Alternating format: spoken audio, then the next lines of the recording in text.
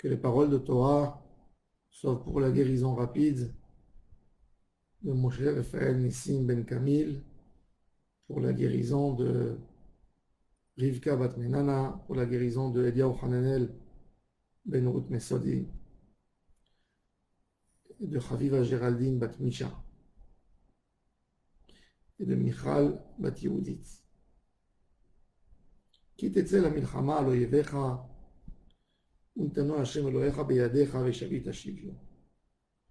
On a mentionné les paroles du Chovot HaLevavot qui racontait qu'il y avait des soldats qui revenaient du champ de bataille, qu'ils étaient en train de chanter un marche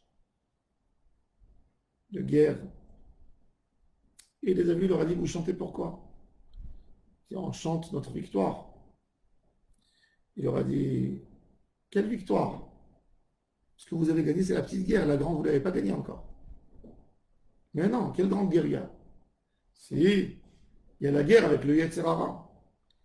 Le Yetzer Hara, quand tu l'as mis à plat par terre, déjà il pense comment monter sur ta tête de nouveau. Quand toi tu dors, il est réveillé. Il va essayer de t'avoir dans ta victoire et dans ta perte. Cette guerre, on n'a pas le droit de l'abandonner, même pas une seconde. La Gemara dit dans le traité Brachot a fait Le'olam yargiz adam yetzer tov al yetzer hara. Toute ta vie. Rachid dit yargiz yetzer tov ya'aseh milchama im yetzer hara. Toute notre vie, on a une guerre, chaque instant, chaque moment. Chafetz Chaim disait, regardez, c'est quoi une forme de guerre avec le Yetzer Hara? Il dit, deux associés, et il y a un associé qui vole. Tu es avec un associé, et il te vole, tu t'es rendu compte qu'il vole. Alors il y a deux types de personnes. Il y a une personne qui dit, bon, ce qu'il a volé, c'est peu. Si maintenant je vais lui dire, pourquoi tu as volé? On va se disputer l'affaire, je ne sais pas ce qui va se passer. Et il y en a qui dit non, je dois le remettre en place. Je dois savoir que si maintenant je ne vais pas lui faire le reproche, il va continuer à voler. On passe là. Et il y a un autre cas, par exemple, qu'un associé, il se rend compte que son associé, il lui donne beaucoup plus d'argent que ce qu'ils ont convenu par rapport aux bénéfices. Et pourquoi il fait ça? Il donne plus d'argent pour lui aveugler les yeux. Pour ne pas qu'il se rende compte que lui, il prend bien plus que ça encore. Alors il aveugle, tu gagnes, il donne une illusion. Et s'il est chacham, s'il est intelligent, il dit non, non, non, non, on a convenu que je prends tant et tant. Je ne prends pas plus, et toi aussi ne prends pas plus, montre-moi ce que tu as pris. Il veut lui donner plus pour le rendre mal à l'aise, qui ne regarde pas les comptes de l'autre côté. Et le Chafetz Chaim nous dit qu'en fait, c'est exactement ce que le Yetzer Hara nous fait avec nous, il fait pareil. Alors on a deux types de personnes. On a une personne qui dit non, j'ai perdu quelques mitzvot. Ça va, je ne vais pas m'embêter, je ne vais pas gâcher ma vie, je ne vais pas gâcher ma journée. Et il dit non, les mitzvot que j'ai déjà ratés, c'est du raté, il n'y a rien à faire. Ça ne se rattrape pas. Et il dit non, monsieur, si tu as raté, ces mitzvot et tu penses que tu dis dans ta tête j'ai raté, ben demain aussi tu vas rater. Après-demain aussi tu vas rater. Pour ça, Chachamim, ils ont dit toujours il faut avoir la guerre. Le'olam yargiz adam yetzer tov al yetzer hara. Jamais il faut te dire allez, laisse tranquille, ça y est, ne te prends pas la tête sur ce qui s'est passé.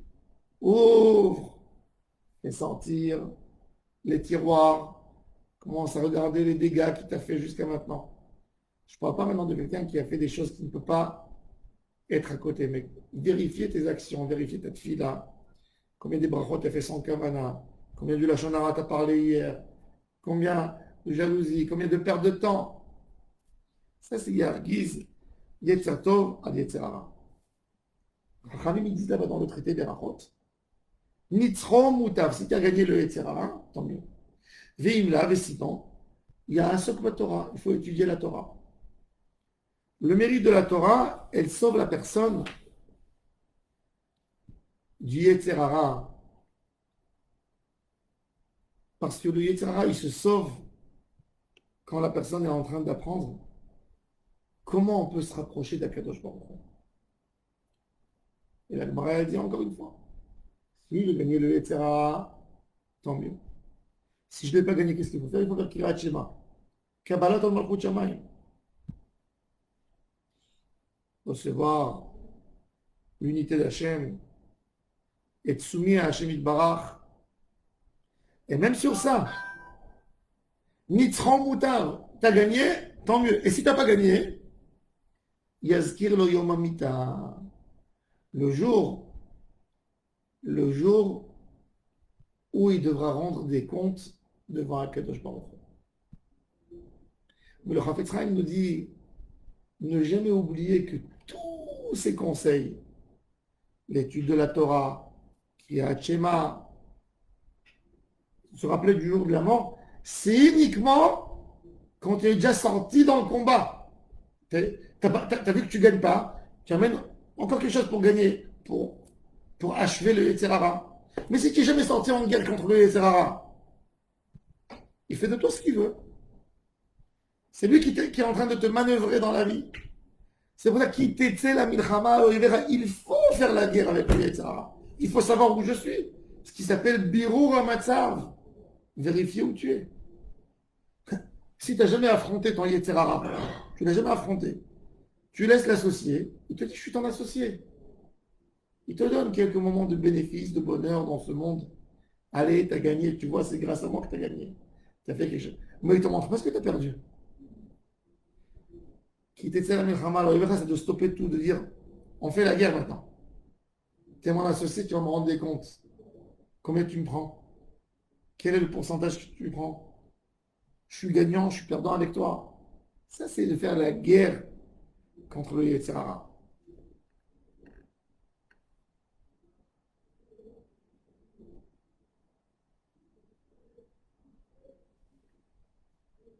L'homme, dans la vie, il fait des efforts pour gagner des choses qu'en fin de compte, il va tous les jeter sans rien garder.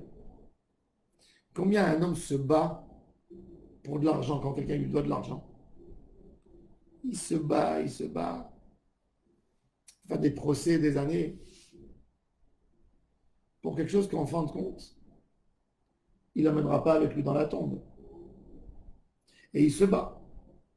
Alors pourquoi contre ton Yetzer Hara, tu ne te bats pas? Tu as un procès, tu vas investir des avocats, des heures, tes pensées. Comment récupérer l'argent qu'on t'a pris? Et pourquoi tu ne fais pas exactement le même compte contre le Yetzer Hara qui t'a pris des années de ta vie? Des années. Mon fils m'a dit la semaine dernière, papa, le corona, il m'a tué 6 mois de ma vie. 6 mois de ma vie, il me les a détruits. Je ne suis pas sorti dehors. J'ai rien fait, j'ai pas évolué. J'ai pas pu avoir de nouvelles occasions. Je lui ai dit, toi tu parles du corona et le Yetzer Hara qui nous tue une vie entière, qui fait perdre la personne, qui lui fait des illusions de faire ça et de faire ça et de s'investir à ça et lui faire perdre plus qu'une vie. Il fait perdre la vie du Olam Hazé et la vie du Olam Haba. Et ça, c'est le sens de la paracha, de sortir en guerre, savoir on est en guerre, on est en guerre, faire un travail quotidien de tous les jours, de ne pas avoir peur de cet associé qui est en train de nous faire perdre le temps, ne pas avoir peur de lui, ne pas avoir peur de poser les bonnes questions, Même si on n'a pas des réponses aujourd'hui. J'ai pas de réponse. Je suis désespéré. Mais demain, au moins, je ferai tchouva. Parce que je me suis posé les questions.